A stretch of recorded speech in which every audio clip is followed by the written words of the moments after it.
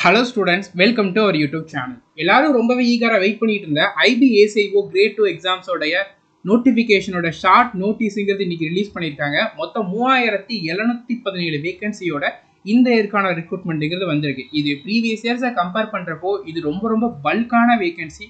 அது மட்டும் இல்லாம 85,000க்கும் மேல இன்ஹான்ஸ் சேலரியா தரக்கூடிய ஒரு ஜாப்புக்கு இவ்வளவு பல்கான வேகன்சி, அதுவும் ஒரு டிபார்ட்மெண்ட்ல நிறைய பேர் ப்ரிஃபர் பண்ணக்கூடிய இன்டெலிஜென்ஸ் பீரோல இருந்து இந்த டிபார்ட்மெண்ட்ல வர்றதுங்கிறது ரொம்பவே ரேரு. இந்த ஆப்பர்ச்சுனிட்டியை கிராப் பண்ணிக்கோங்க. எஸ்எஸ்சி சிஜிஎல் எக்ஸாமுக்கு ப்ரிப்பேர் பண்ணிட்டு இருக்கீங்கன்னா உங்களுக்கு இந்த எக்ஸாமுங்கிறது ரொம்பவே ஈஸி. ஏன்னா நீங்க அங்க என்ன படிக்கிறீங்களோ அதே தான் எங்கேயும் இருக்கும். அண்ட் சிஜிஎலுக்கு அடுத்த ஒரு பிளான் பியா நீங்க இந்த எக்ஸாம்ஸை வந்து வச்சுக்கலாம். போத் பாய்ஸ் அண்ட் கேர்ள்ஸ் ரெண்டு பேருமே இந்த எக்ஸாம்ஸ்க்கு அப்பியர் ஆகலாம். என்ன மாதிரியான எலிஜிபிலிட்டி, எவ்வளவு வேகன்சிஸ் இருக்கு, எக்ஸாம்ஸ்க்கு என்ன படிக்கணும், ஒரு டாபிக் படிக்கிறப்போ அந்த டாபிக்ல எதை மெயினா ஃபோக்கஸ் பண்ணணுங்கிற எல்லா டீட்டெயிலுமே நம்ம இந்த வீடியோல ஷேர் பண்றோம். ஐபி எக்ஸாம் பத்தின கம்ப்ளீட் நாலேஜ் எனக்கு தெரியாது, என்னன்றே தெரியாதவங்களுக்கு இந்த வீடியோ உங்களுக்கு கம்ப்ளீட் இன்ஃபர்மேஷன்ன்றது கிடைச்சிடும். IBACIO எக்ஸாம்ங்கிறது பார்த்தீங்கன்னா எவ்ரி இயர் கண்டக்ட் பண்ண மாட்டாங்க, ரொம்ப ரேராக தான் கண்டக்ட் பண்ணுவாங்க. அதுவும் 1000, 1500 அதுக்குள்ளே தான் மோஸ்ட் ஆஃப் த டைம் வேகன்சிங்கிறது இருக்கும். இந்த எக்ஸாம் மூலமாக பார்த்தீங்கன்னா உங்களுக்கு சென்ட்ரல் கவர்மெண்ட் இன்டெலிஜென்ஸ் பீரோ டிபார்ட்மெண்ட்ல அசிஸ்டன்ட் சென்ட்ரல் இன்டெலிஜென்ஸ் ஆஃபீஸர் போஸ்ட்டுக்கான ரெக்ரூட்மெண்ட்டை பண்ணுறாங்க. மொத்தம் 3717 வேகன்சிங்கிறது இந்த இயருக்கு இருக்கு. மந்த்லி சேலரிங்கிறது 85,000க்கு அதிகமாகவே உங்களுக்கு வந்து கிடைக்கும். ஸோ இந்த இயர் வேகன்சி மொத்தம் 3717. இதில் ஜென்ரலுக்கு பார்த்தீங்கன்னா 1537 வேகன்சி இருக்கு. இடபிள்யூஎஸ்க்கு 442 வேகன்சி இருக்கு. ஓபிசிக்கு 946 வேகன்சி, எஸ்சி கேண்டிடேட்டுக்கு 566 வேகன்சி, எஸ்டி கேண்டிடேட்டுக்கு 226 வேகன்சிங்கிறது இருக்கு. இதோட பேசிக் பேங்கிறது பே லெவல் 7. சிஜிஎல்ல என்ன ஹையஸ்ட் பே லெவலோ அதே தான் இங்கேயும் இருக்கும். 44,900 பார்த்தீங்கன்னா பேசிக் பேயா இருக்கும். இது பேசிக் பே. அது மட்டும் இல்லாமல் மற்ற எக்ஸாம்ஸ் சிஜிஎல்ல இல்லாத, இப்போ இன்கம் டேக்ஸு, இங்கே ஜிஎஸ்டி அதெல்லாம் இல்லாத ஒரு அலவன்ஸ், ஸ்பெஷல் செக்யூரிட்டி அலவன்ஸ்ன்ட்டு 20% அலவன்ஸ் பார்த்தீங்கன்னா பேசிக் பேலேருந்து உங்களுக்கு தருவாங்க. இது இந்த பர்டிகுலராக இந்த எக்ஸாம் ஐபி டிபார்ட்மெண்ட்டில் உண்டு. ஓகேவா? ஸோ அப்படி பர்டிகுலர் பார்க்கப்போ 44,000 45,000 உங்களுக்கு பேசிக் பேனா அதோட ஒரு 9,000 ஆட் பண்ணிக்கோங்க. இதோட சேர்த்து நிறைய house rent allowance, DNS allowance அதெல்லாம் சேர்த்து உங்களோட சேலரிங்கிறது பார்த்தீங்கன்னா 85,000க்கும் அதிகமாக உங்களோட சேலரிங்கிறது கிடைக்கும். ஓகேவா? இந்த எக்ஸாமோட எலிஜிபிலிட்டி பார்த்தீங்கன்னா நீங்கள் ஏதாவது ஒரு டிகிரி முடிச்சிருந்தா போதும். ஸ்பெஷல் குவாலிஃபிகேஷனாக கம்ப்யூட்டர் நாலேஜ் இருக்கணும்னு சொல்லியிருக்காங்க. அது இல்லைனாலும் பிரச்சனை இல்லை, ஏதாவது ஒரு டிகிரி கட்டாயம் முடிச்சிருந்தா போதும். நீங்கள் 18லேருந்து 27 வயசுக்குள்ளே இருக்கீங்கன்னா நீங்கள் இந்த எக்ஸாமுக்கு தாராளமாக எழுதலாம். ஏஜ் எந்த டேட்டில் கால்குலேட் பண்ணுறாங்கன்னா ஆகஸ்ட் 10ஆம் தேதியை தான் ஏஜாக வந்து கால்குலேட் பண்ணுறாங்க. இதுதான் இந்த எக்ஸாமுக்கு அப்ளை பண்ணுறதுக்கான கடைசி டேட்டும் கூட. எக்ஸாம்ஸ்க்கு அப்ளை பண்ணுறது எப்போ ஸ்டார்ட் ஆகுதுன்னா ஜூலை 19ஆம் தேதி வந்து ஸ்டார்ட் ஆகுது. உங்களுக்கு அப்ளை பண்ணுற வீடியோ வேணும்னா கமெண்ட் செக்ஷனில் சொல்லுங்கள், நம்ம இந்த அப்ளை பண்ணுற வீடியோ ப்ரொவைட் பண்ணுறோம். இது நீங்கள் எஸ்சி எஸ்டி கேண்டிடேட்டாக இருக்கீங்கன்னா உங்களுக்கு 5 வருஷம் ஏஜ் ரிலாக்சேஷன் உண்டு. அதாவது எஸ்சி எஸ்டி கேண்டிடேட் 32 வயசு வரைக்கும் எழுதலாம். ஓபிசி கேண்டிடேட்டுக்கு 3 வருஷம் ஏஜ் ரிலாக்சேஷன் உண்டு. ஓபிசி கேண்டிடேட் 30 வயசு வரைக்கும் இந்த எக்ஸாம்ஸ்க்கு எழுத முடியும். 32க்குள்ளே இருக்கணும், 30க்குள்ளே இருக்கணும். 30 வயசு 1 நாள் 2 நாள் இருந்துச்சுன்னா நீங்கள் எலிஜிபிள்ன்றது கிடையாது. நீங்கள் ஓபிசி சர்டிஃபிகேட் வச்சு ஓபிசியை கிளைம் பண்ண போறீங்கன்னா ஓபிசி சர்டிஃபிகேட் இப்போ வாங்கி ஆன்லைனில் அப்ளை பண்ணுங்க. இன்கம் சர்டிஃபிகேட் இல்லாமலே உங்களால் ஆன்லைனில் அப்ளை பண்ணி ஓபிசி வாங்கிட முடியும். 4லேருந்து 5 நாளில் உங்கள் கையில் ஓபிசிங்கிறது வந்துடும். ஓகேவா? ஸோ ஓபிசிங்கிற அப்ளை பண்ணுறப்போ இந்த 1500 வேகன்சியும் உங்களுக்கு இருக்குது, இந்த 900 வேகன்சி இருக்குது. ஸோ உங்களோட வேகன்சிங்க அதிகமாக இருக்கும். ஸோ அதனால் ஜென்ரல் கேண்டிடேட்டாக தெரியாமல் அப்ளை பண்ணாதீங்க. ஓபிசி கேண்டிடேட்டாக இருக்கீங்கன்னா ஓபிசி சர்டிஃபிகேட் வாங்கி இந்த எக்ஸாம்ஸ்க்கு அப்ளைன்றதை பண்ணிடுங்க. இன்றைக்கே ஓபிசிக்கு அப்ளை பண்ணிங்க. இந்த எக்ஸாம்ஸோடைய எக்ஸாம் பேட்டர்ன் பார்த்தீங்கன்னா மொத்தம் 3 லெவல் ஆஃப் எக்ஸாம்ஸுங்கிறது உண்டு. இந்த 3 லெவலுக்கும் சேர்த்து தான் பார்த்தீங்கன்னா ஃபைனல் மெரிட்ன்றதை விடுவாங்க. ஓகேவா? இந்த 3 இதுக்கும் சேர்த்து பார்த்தீங்கன்னா டோட்டலாக பார்த்தீங்கன்னா 250 மார்க்குக்கு ஃபைனல் கட் ஆஃப்ன்றதை போடுவாங்க. இதில் ஃபர்ஸ்ட் லெவலுங்கிறது 100 மார்க்குக்கு உண்டு. இது 1 hour நடக்கும். இதோட எக்ஸாமில் பார்த்தீங்கன்னா உங்களுக்கு 5 சப்ஜெக்ட் வரும். கரண்ட் அஃபைர்ஸ், ஜென்ரல் ஸ்டடீஸு, அதாவது general awareness, maths, reasoning and English. மொத்தம் 5 சப்ஜெக்டா. ஒரு சப்ஜெக்ட்டுக்கு 20 கொஸ்டின், மொத்தம் 100 கொஸ்டின்ஸ் வந்து கேட்பாங்க. ஒரு கொஸ்டினுக்கு 1 மார்க் பார்த்தீங்கன்னா கரெக்டான கொஸ்டினுக்கு வரும்.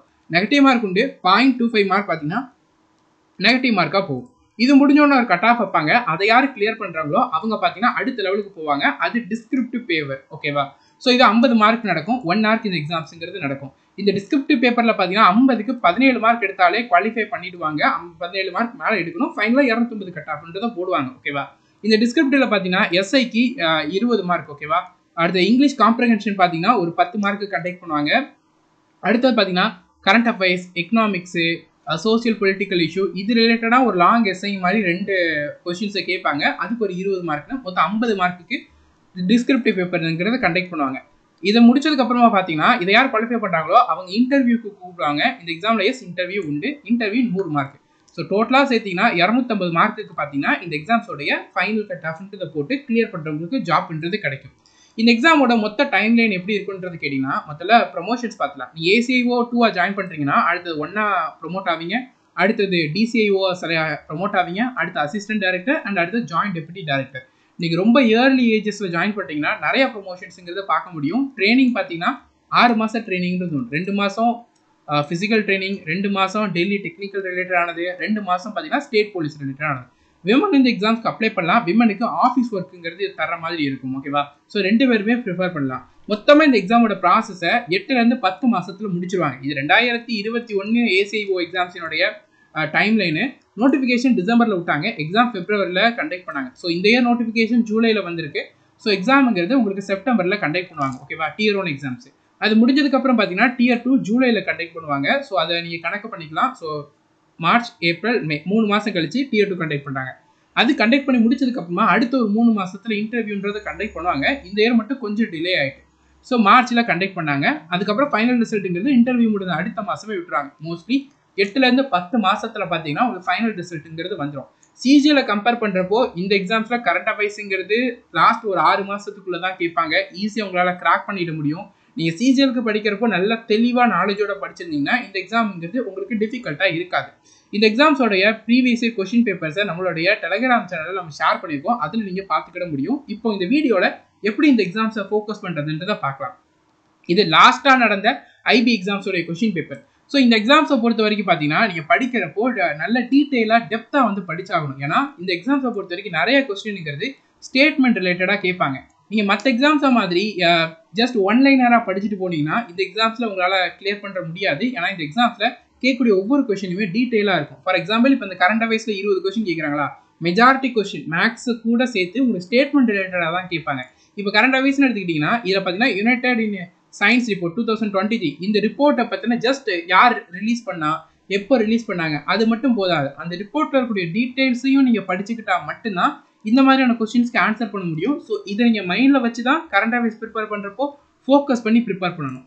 இந்த எக்ஸாம்ஸில் நிறைய கொஸ்டின் இப்படி தான் இருக்கும். ஓகேவா? 20 கொஸ்டின் கேட்குறாங்கன்னா அதில் 50%க்கு அதிகமாக பார்த்தீங்கன்னா ஸ்டேட்மெண்ட் ரிலேட்டடான கொஸ்டின்ஸ் தான் இருக்கும். இப்போ அடுத்த கொஸ்டின் பாருங்கள், அவ்வா ஆவாஸ் யோஜனா. ஸோ இந்த யோஜனாவுக்கு யாரெல்லாம் எலிஜிபிள், அந்த பெனிஃபிஷியரிலாம் யாருன்றது கேட்குறாங்கன்னா ஜஸ்ட் நீங்கள் இந்த யோஜனாவை யார் ரிலீஸ் பண்ணா, எப்போ ரிலீஸ் பண்ணா அது மட்டும் பத்தாது. இந்த யோஜனா யாருங்கிற அந்த டீட்டெயில் மட்டும் பத்தாது. அதோட எலிஜிபிலிட்டி முதற்கொண்டு நீங்கள் படிச்சாகணும்.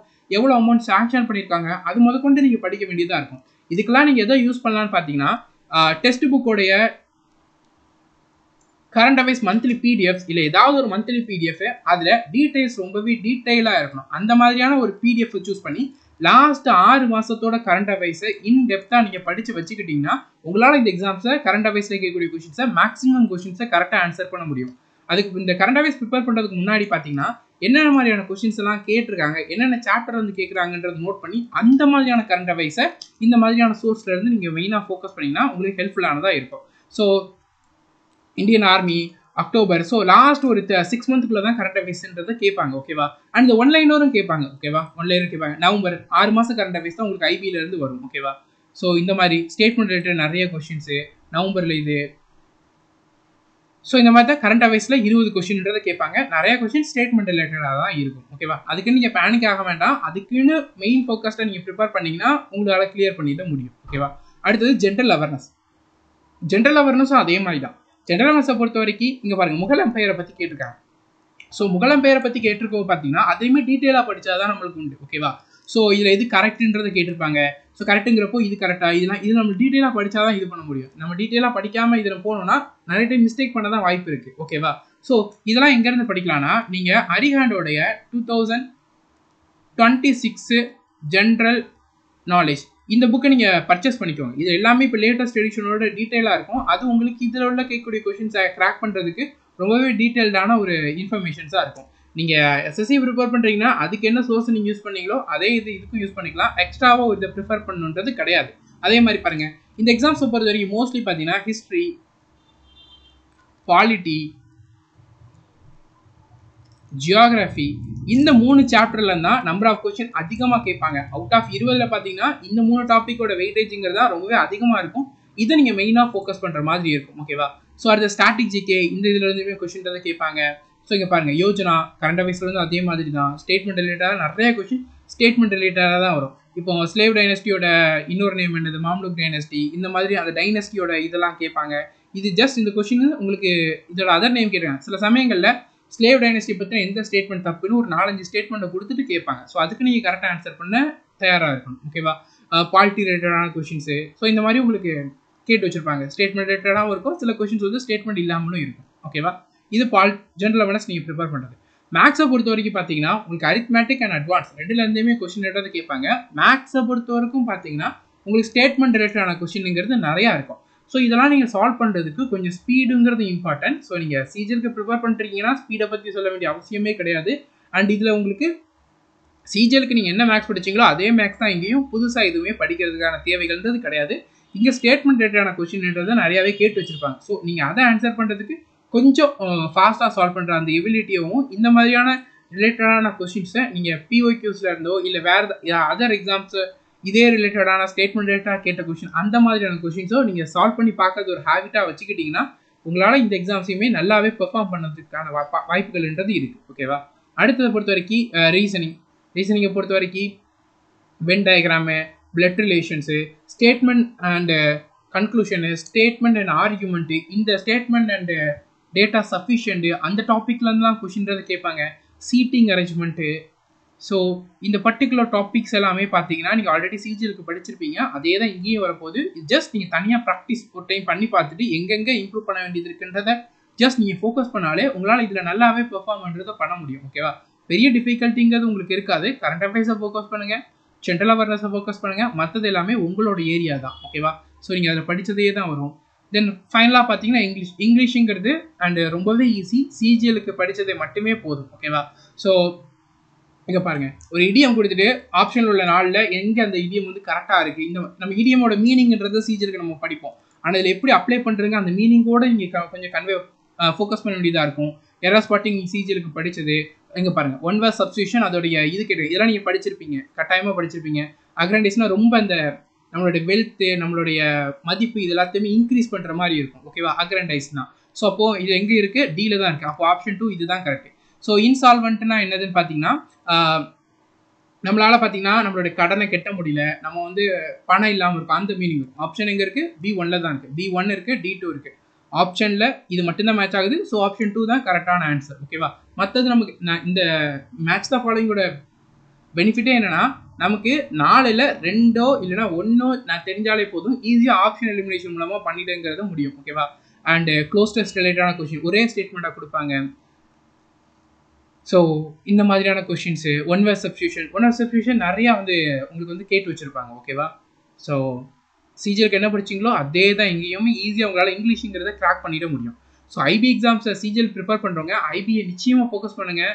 இந்த டைம் வந்து ஒரு எக்ஸ்ட்ரா ஆப்பர்ச்சுனிட்டி உங்களுக்கு இருக்கிறத கன்சிடர் பண்ணிக்கோங்க.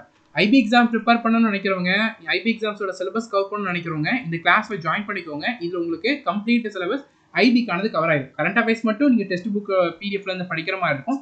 மற்ற எல்லா சப்ஜெக்ட்டுமே பார்த்தீங்கன்னா உங்களுக்கு இந்த கோர்ஸில் உங்களுக்கு கவர் ஆகிடும். ஐபி எக்ஸாம் ப்ரிப்பேர் பண்ணுறவங்க 1 மந்த் தான் டைம் இருக்குது. சிஜிஎல் ப்ரிப்பேர் பண்ணவங்க தான் ஐபியை ஃபோக்கஸ் பண்ணுவீங்க. ஸோ மார்க் டெஸ்ட் போட ஸ்டார்ட் பண்ணி எங்கெங்கே இம்ப்ரூவ் பண்ண வேண்டியது இருக்குன்னு பார்த்து அதை சைட் பை சைட் டெய்லி ஒரு 1 or 2 hours ஸ்பெண்ட் பண்ணி நீங்கள் பண்ணிங்கன்னா ஐபியுமே உங்களால் கிளியர் பண்ண முடியும். டிஸ்கிரிப்டிவ்க்கு Tier 1 முடிஞ்சதுக்கப்புறம் நீங்கள் பார்த்துக்கலாம். தென் இன்டர்வியூக்கு Tier 1 முடிஞ்சோடனே இன்டர்வியூக்கும் சைடில் நீங்கள் ப்ரிப்பேர் பண்ண ஸ்டார்ட் பண்ணுங்கள். ஏதாவது டவுட் இருந்தால் கமெண்ட் செக்ஷனில் கேளுங்க. Thank you students and all the best.